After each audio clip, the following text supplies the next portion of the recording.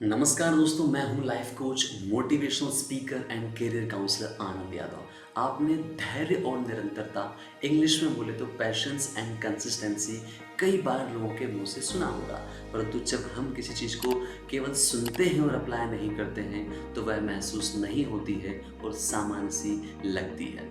वे लोग इसका मतलब कभी नहीं समझेंगे जो पैशंस और कंटिन्यूटी अपने काम में नहीं रखते हैं। इसलिए मैं इनके इम्पोर्टेंस को समझाने के लिए लाया हूँ ऐसे कुछ लोगों की लिस्ट जिन्होंने अपनी ज़िंदगी में पैशंस रखा और कंटिन्यूटी से अपना काम करते रहे और बड़े बड़े मुकाम पा गए। और जब आप लिस्ट देखेंगे तो आपकी आंखें खुली की खुली रह जाएंगी। साथ ही साथियों, मेरे चैनल को सब्सक्राइब ज़रूर कर लीजिएगा ताकि आप तक सबसे चुनिंदा कंटेंट पहुंचता रहे और आप भी अपनी ज़िंदगी की बुलंदियों को जल्द हासिल करें। तो नंबर 10 पर नाम आता है मिलिंद सोमेन का।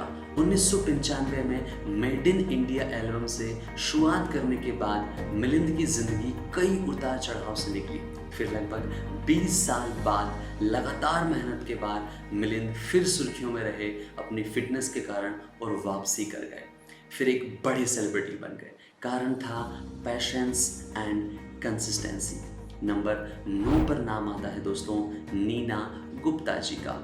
1982 में महात्मा गांधी जी की भांजी के रोल से अपने करियर की शुरुआत करने वाली नीना गुप्ता जी का भी जीवन कई उतार चढ़ाव से गुजरता रहा।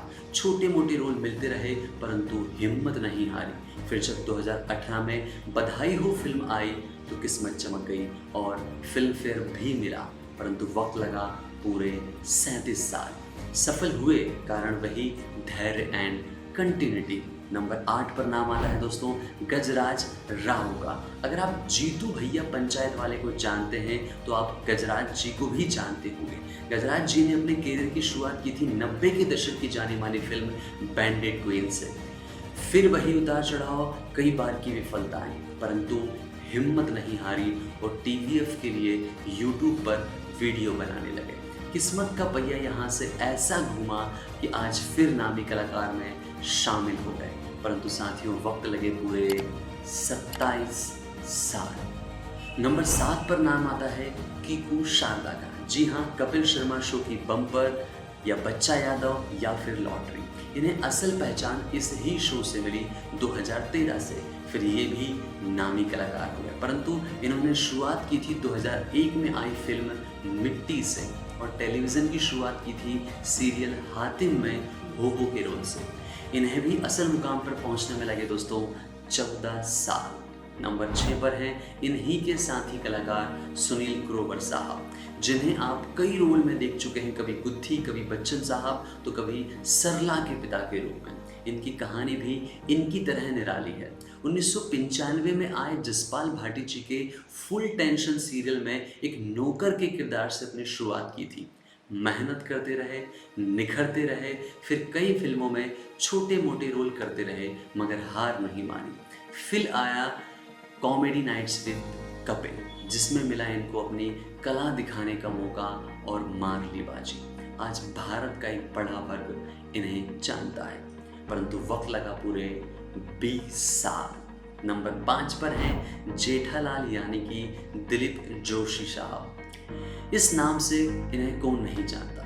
1989 में मैंने प्यार किया में रामू नाम के नौकर के किरदार से शुरुआत करने वाले दिलीप ने भी कई दिनों सामान्य कलाकार के रूप में गुजारे। फिर आया 2008 में तारक मेहता का उल्टा चश्मा और ये बन गए जाने माने कलाकार। वक्त लगा पूरे 19 साल। नंबर 4 पर हैं ब्रह्मानंद सर, भारतीय सिनेमा के महान कलाकार। आप में से कईयों को जानकारी नहीं होगी कि ब्रह्मानंद सर ने अपने करियर की शुरुआत की थी एक प्रोफेसर के रूप में। वही कॉलेज में ड्रामा में भाग लिया करते थे। फिर पढ़ाते पढ़ाते एक्टिंग के शौक ने इन्हें भारत का सबसे चहेता कलाकार बना दिया। साथियों, अब बात होगी नंबर 1, 2 और 3 की।